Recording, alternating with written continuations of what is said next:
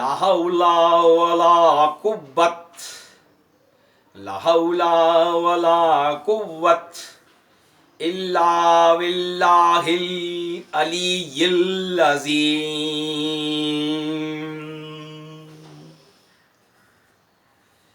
गतिर्भर्ता प्रभुः साक्षी निवासः शरणं सुहृद, प्रभवः प्रलयः स्थानं निधानं बीजम् अव्ययम्।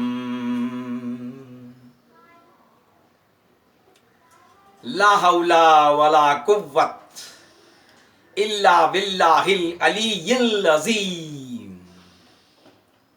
भगवान ही सर्वशक्तिमान है, भगवान के अलावा कोई भी इतना शक्तिशाली नहीं है।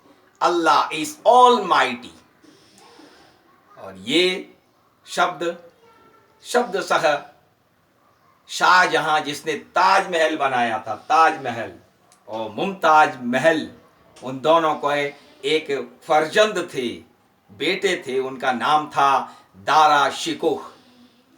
और दारा शिकोह ने ही 50 उपनिषदों का फारसी भाषा में, जिसका नाम है सिर्रे अकबर, ग्रेट मिस्ट्रीज, सिर्रे अकबर नाम की पुस्तक उन्होंने स्वयं ही, पहले संस्कृत कहाँ से पढ़ी उन्होंने? संस्कृत पढ़ी जो हमारे उत्तर प्रदेश के मुख्यमंत्री रहे हैं पंडित कमलापति त्रिपाठी जी, और पंडित कमलापति त्रिपाठी जी के ही पूर्वज रहे हैं पंडित रामानंद त्रिपाठी जी, और पंडित रामानंद त्रिपाठी जी ने ही दारा शिकोह को संस्कृत सिखाई बनारस में। और उन्होंने फिर, दारा शिकोह ने फिर 50 उपनिषदों का फारसी भाषा में अनुवाद किया। हिंदू और मुसलमान एकता, यज्ञेति जिसको कहते हैं, उसके प्रतीक थे आदरणीय दारा शिकोह। दारा शिकोह का परिचय क्या है संक्षिप्त में, कि दारा शिकोह मुगल सम्राट शाहजहां जिसने ताजमहल बनवाया था, उसका सबसे बड़ा बेटा था। वह क्रूर औरंगजेब का बड़ा भाई था। शाहजहां का लाडला बेटा दारा शिकोह ही था जो मुमताज महल का बेटा था। औरंगजेब ने अपने बड़े भाई दारा शिकोह का कटा हुआ सिर एक गंदे हाथी पर रखकर दिल्ली की गलियों में घुमाया था। 26 फरवरी 2020 इसी साल 3 महीने पहले को भारत सरकार ने आर्कियोलॉजिकल सर्वे ऑफ इंडिया के द्वारा ये उसके दफनाए हुए शरीर को हुमायूं टॉम्ब में 140 कब्र बनी हुई, उनमें से आपके छांटने के लिए, उसको पता लगाने के लिए कहा गया। और दारा शिकोह की मित्रता सिखों के 7वें गुरु हरिराय जी से भी थी। उसने 50 उपनिषदों का मूल संस्कृत से फारसी भाषा में 1657 में अनुवाद किया, जिसको सिर्रे अकबर कहा जाता है। ये भुवनवाणी ट्रस्ट लखनऊ से प्रकाशित। और दारा शिकोह का कहना था कि कुरान में जो किताब अल मकनून है, जो रहस्यमयी किताब है, वो उपनिषद ही हैं। और दारा शिकोह द्वारा स्थापित जो लाइब्रेरी है वो गुरु गोविंद सिंह इंद्रप्रस्थ यूनिवर्सिटी कश्मीरी गेट दिल्ली में स्थित है। तो जब मुल्लाओं ने जब उसके ऊपर मुकदमा चला तो पूछा कि दारा शिकोह, तुम जो ये अंगूठी में जो क्या लिखा है? उसने कहा कि अल्लाह लिखा हुआ, प्रभु लिखा हुआ है। अल्लाह और प्रभु लिखा हुआ है। प्रभु क्यों है? क्योंकि मैं गीता माता का भी जो है उतना ही भक्त हूं। क्योंकि after studying the Vedas and Upanishads, famously he said that these words have ripped the mask of infidel Islam from me. Now I am idol worshipper. और मैं बुत परस्त हो गया हूँ। तो प्रभु नाम जब उनकी अंगूठी पर लिखा हुआ रहता था, हरे रंग की अंगूठी नग के द्वारा, और उस पर लिखा रहता था एक तरफ अल्लाह एक तरफ प्रभु। तो प्रभु नाम से ही 3 श्लोक श्रीमद् भगवद गीता के मुझे याद आते हैं कि अध्याय 5 का है 14वां, न कर्त्रे त्वं न कर्माणि लोकस्य सृजते प्रभुः न कर्मफल संयोगम स्वभावस्तु प्रवर्तते। भगवान न कर्मों को करने में प्रेरित करता है, पूरी तरह से निर्लिप्त रहता है, न कर्मों के फल का संयोग ही कराता है। मनुष्य का जैसा स्वभाव होता है वो वैसे ही कार्य करता है। बहुत सुंदर। और अध्याय 9 का 18वां तो वही है क्या, गतेर भरता प्रभु साक्षी निवासः शरणं सुहृद प्रभवः प्रलयः स्थानं निधानं बीजम अव्ययम। जब ये बोले, हो सकता है बोला भी होगा जब उन पर मुकदमा चल रहा था उस दरबार में जहां मुल्ला मौलवी बैठे हुए थे, उनमें से एक मुल्ला कहता है ये इतनी संस्कृत बोलता है, ला हौला वला कुव्वत इल्ला बिल्लाहिल अलीय्यिल अज़ीम।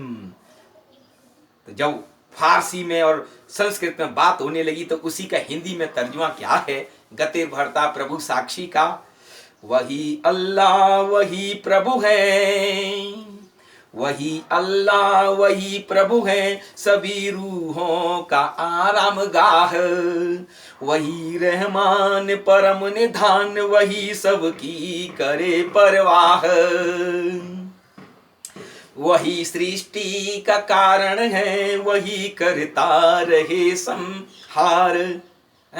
प्रभवा प्रलयस्तथा, तो वही सृष्टि का कारण है, वही करता रहे संहार, वो अविनाशी हितैषी है, निवास है शरणम सुहृद, वही अविनाशी हितैषी है, बिना लालच के करता प्यार।